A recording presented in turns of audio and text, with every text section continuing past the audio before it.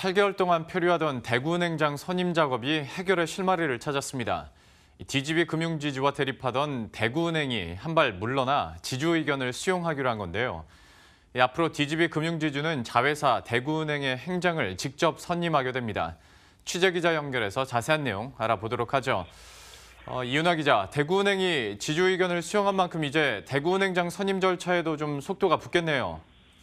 네, 대구은행은 어제 이사회를 열고 그동안 갈등의 핵심으로 꼽혔던 은행장 후보 추천권을 DGB 금융지주 손에 맡기기로 했습니다.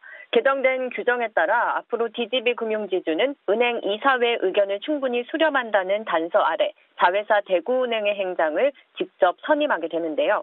핵심 갈등이 해결의 실마리를 찾은 만큼 8개월째 공석이던 대구은행장 선임 절차도 속도를 낼 수 있게 됐습니다.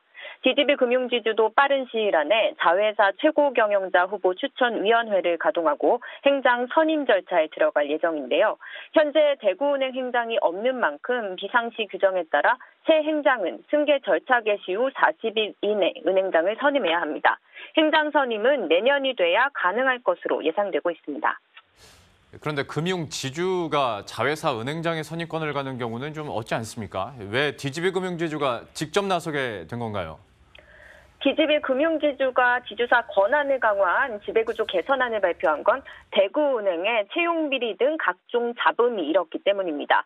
특히 박인규 전 대구은행장이 채용 비리에 휩싸여 징역 1년 6개월의 실형을 선고받자 조직 기강 확립 차원에서 은행에 대한 감시와 통제를 강화해야 한다고 본 건데요.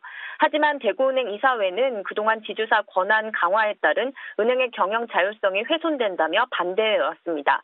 특히 지주가 은행장 자격 요건을 기존 금융회사 경력 20년 이상에서 금융권 임원 경력 5년 이상으로 바꾼 것을 문제 삼았는데요. 박명흠 대구은행장 직무대행을 비롯해 은행 현직 임원 중 요건을 충족하는 인물이 없었기 때문입니다. 그러나 대구은행은 은행장 자리가 8개월째 공석인데다 실적이 악화되는 등 경영 불안이 커지자 은행 이사회 의견을 충분히 수렴한다는 전제 조건을 달고 결국 지주사 의견을 수용했습니다. 보도국에서 머니투데이 방송 이윤아입니다.